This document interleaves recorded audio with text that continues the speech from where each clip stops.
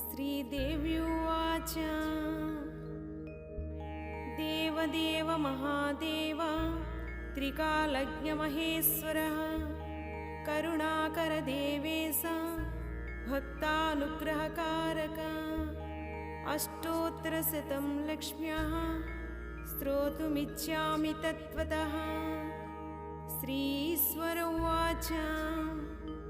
देवी साधु महाभाग्ये महाभाग्यप्रदायकं सर्वैश्वर्यकरं पुण्यं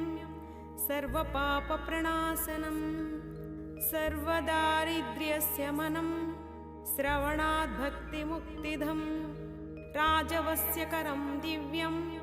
गुह्यात् गुह्यतमं परं दुर्लभं सर्वदेवानां चतुष्षष्टिकलास्पदं पद्मा